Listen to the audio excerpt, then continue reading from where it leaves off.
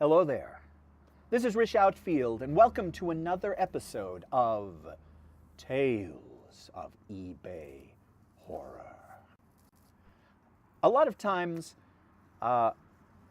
you'll have a bad experience as a seller, and as I said, they always side with the buyers. But there was a time when I was a buyer and something went terribly wrong.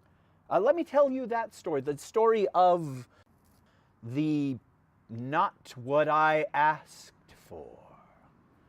Okay, I can work on these titles. Anyhow, I bought somebody's collection, a collection of toys, and it was expensive. It was a lot of money, and I ordered it, and a few days later, I got a box. And in fact, I think this was from overseas.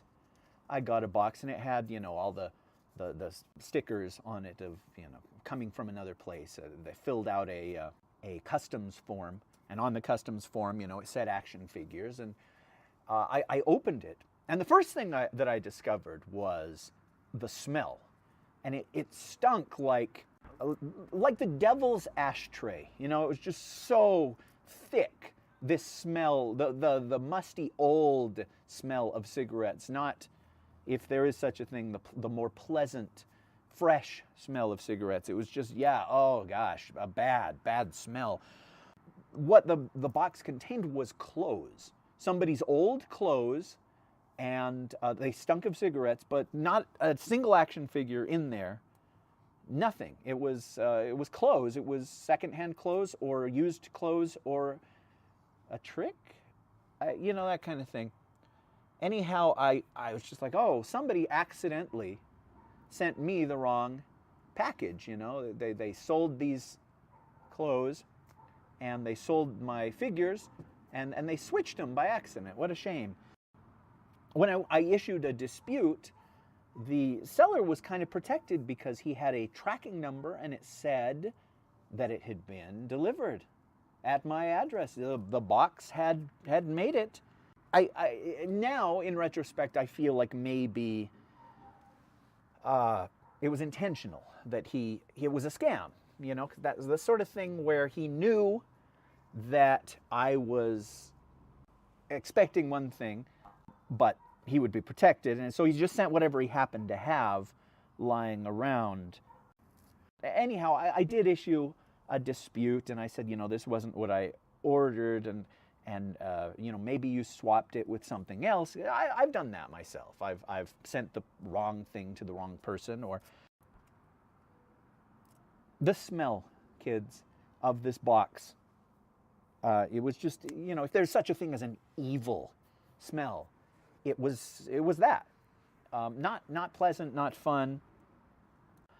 And I went to the post office, and I filled out this form of, I got something that wasn't intended for me. Somebody somewhere has probably lost this. And if you've ever lost a package or had the post office lose a package, you need to fill out one of these things. But what they don't tell you is that they'll never, ever, ever, ever find what you lost. That there are locations all across the country where they send things like that.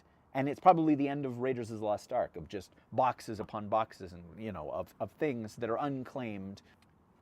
And that's ultimately what happened with this box. I gave it back to the post office, and then I had nothing. I didn't even have a big container of smelly garbage to call my own. Ultimately maybe not the best story for Halloween. But you would hate for it to happen to you. I mean, honestly, it's not something I would recommend if you like being able to breathe deeply.